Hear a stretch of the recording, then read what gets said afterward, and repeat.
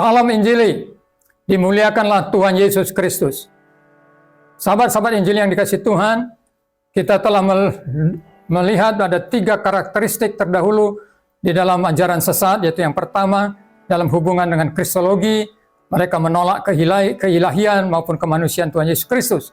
Yang kedua berkaitan dengan keselamatan, yaitu pandangan universalisme keselamatan dan pluralisme keselamatan.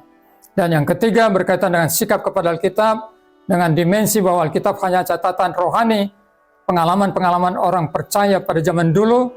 Yang kedua, bahwa Alkitab adalah kitab yang penuh dengan mitos-mitos. Dan yang ketiga, mereka memiliki kitab yang minimal di bawah satu tingkat, satu level dari Alkitab. Jadi ada Alkitab di tangan kanan, ada kitab suci lain di tangan kirinya.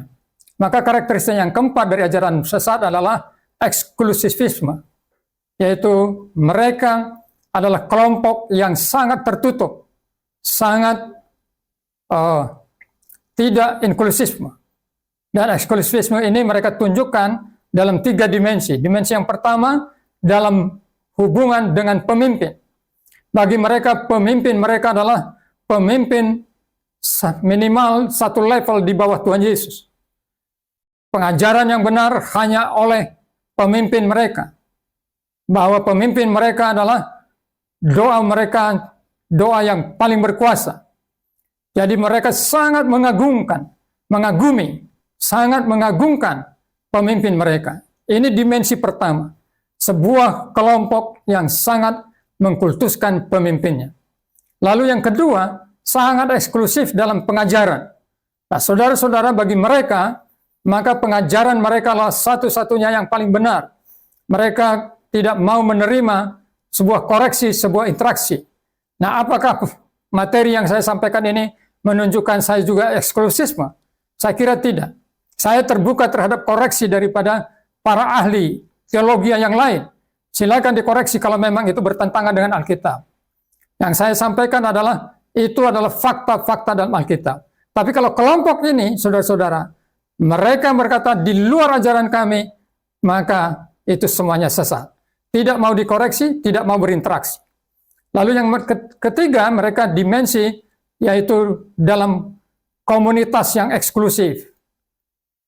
Pemimpinnya dikultuskan, ajarannya satu-satunya yang paling benar, lalu yang ketiga, komunitasnya eksklusif. Tidak mau bergaul dengan komunitas yang lain. Ini bertentangan dengan prinsip dan konsep ajaran tubuh Kristus dalam Alkitab. Dalam Alkitab dikatakan bahwa orang percaya itu adalah tubuh Kristus. Itu sebabnya ada jemaat Korintus, ada jemaat Galatia, ada jemaat Efesus, dan seterusnya. Berbeda-beda, tapi tidak eksklusif. Itu tetap sebuah komunitas tubuh Kristus. Satu kesatuan, saling ketergantungan satu yang lain.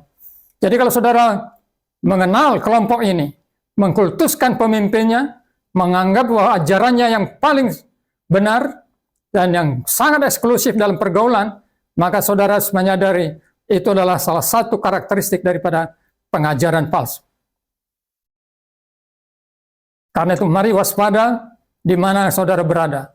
Apakah saudara ada di dalam kelompok eksklusisme atau saudara adalah dalam kelompok yang inklusisme, di mana saudara bergaul dengan semua tubuh Kristus, menghargai perbedaan-perbedaan yang bersifat doktrin yang bukan utama, tapi hal yang praktis.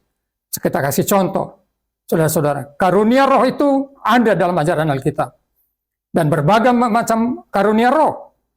Umpamanya soal berbahasa roh. Berbahasa roh adalah salah satu karunia. Tapi kalau ketika masuk kepada masalah bagaimana menggunakan bahasa roh, itu bisa terjadi dalam aplikasi yang berbeda. Jadi kita terbuka terhadap pengajaran yang bersifat bukan yang utama. Tapi kalau bicara yang utama, keilahian Kristus, kemanusiaan Kristus, otoritas Alkitab, keselamatan tunggal di dalam Yesus Kristus, kita tidak boleh toleran. Kita teguh berdiri kokoh, bukan karena eksklusif, tapi karena itu adalah kebenaran yang ditegaskan Alkitab. Tanpa itu kita bukan orang Kristen. Tuhan memberkati. Salam Injili, dimuliakan nama Tuhan Yesus.